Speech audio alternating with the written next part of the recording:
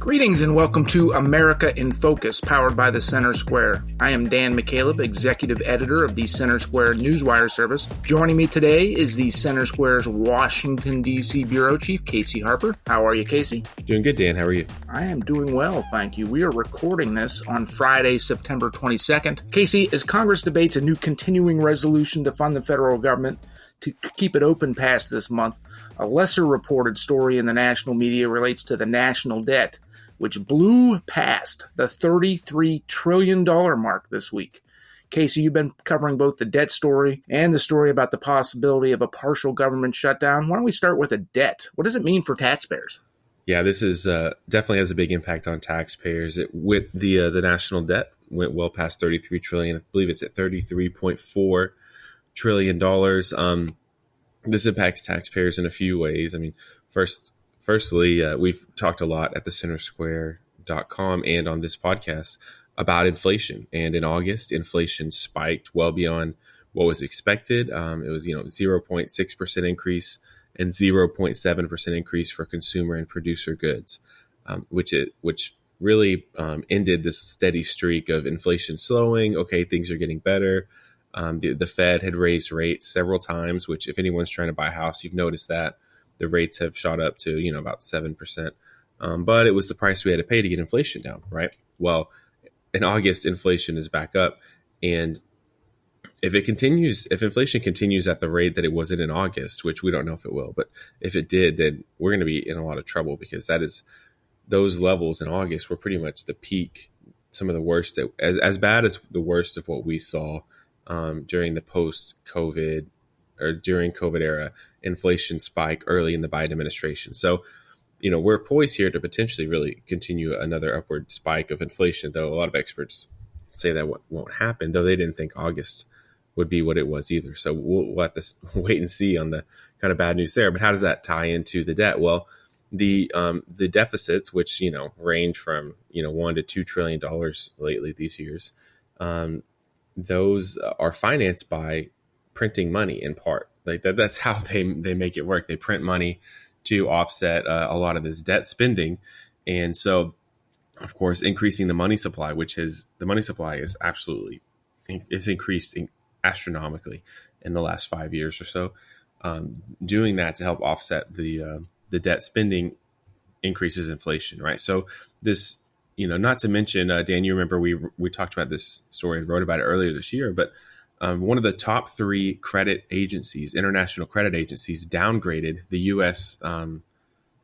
credit rating, basically the U.S. credit score, and they pointed to our spending, which is runaway spending, out of control, and also they pointed to what you referenced earlier, the fact that the government almost shuts down a couple times a year, and we almost aren't able to make our payments, just on our debts. And I'll hand it back over to you, but I will just say this is a pretty fun, kind of terrifying fact that we are quickly approaching the interest payments on the national debt being the biggest expense for the U.S. government. So if you could imagine your finances being so bad personally that the interest payment on your credit card is your biggest expense, then you're in a lot of trouble. Yeah, interesting you use the word fun and terrifying in the same description of what the national debt is. But $33 trillion, that's a number that I can't get my head around. I'm sure most Americans, many of our listeners, can't get their head around it. And you have a pretty big head, Dan, so that's it. I don't know if that's a compliment or something other than that. No, it's your intellect. That's keep going. It's fine. Well, just to break it down, you quoted in your story on the national debt surpassing $33 trillion. Got to get your letters right in that $1 trillion.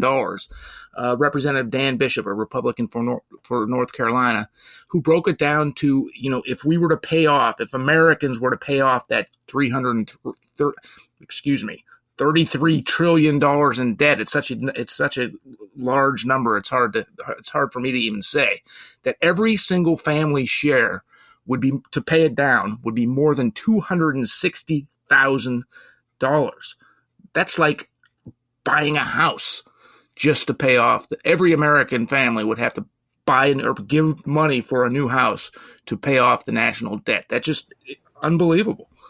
It is unbelievable, and it's not sustainable either, right? I mean, like I said, the interest payment's about to be the biggest expense.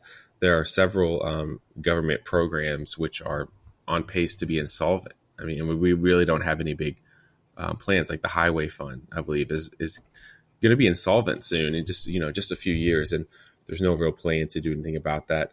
So, and Social Security, yes. the federal program that most Americans rely on to be able to retire. 10 years, they said there's going to have to be huge changes in the program if nothing is done about it. Exactly. And the deficits right now are actually bigger than they were, 5 years ago. So the problem has actually gotten worse because of COVID. We used that to justify running up these huge multi-trillion-dollar deficits. And so it's uncharted territory. No one has ever had as much debt as we are getting into. The credit rating's going down. Inflation is up, and Congress is headed towards another partial government shutdown, I think. Right. And you also wrote this week about a bipartisan coalition of budget and financial experts forming to try and address this debt issue. But here we are at $33 trillion. I mean, what are they going to do? Yeah, I mean, it's interesting. It shows how bad things are when you have bipartisan groups joining together to say, hey, the debt is out of control. We have to do something. So I think it's just a sign of how bad things can be. They sent a letter to, House and Senate leadership on both sides of the aisle and asked for this fiscal commission. It can be helpful. It can be useful. The bipartisan weight behind it, can help them make recommendations. But it's also something to be wary of because creating a fiscal commission can be a Congress's kind of political way of not actually doing anything. Yeah, we're doing something. Americans, right. We're trying to do something to address the debt issue. Yeah, they always, whenever they can't solve a problem, they'll just create something to study the problem. We'll create a commission to study the border.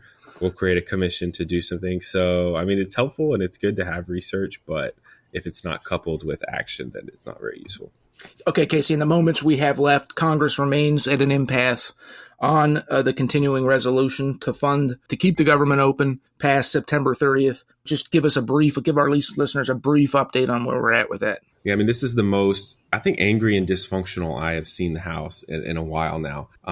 There's several holdout Republicans who are very frustrated, who are not helping out McCarthy in passing this. Democrats definitely don't want to help him out. There's rumblings in the Senate of them passing some kind of spending measure. I think at this point, McCarthy is just desperate to pass a CR that can just buy him a little bit more time because they don't have the spending bills ready.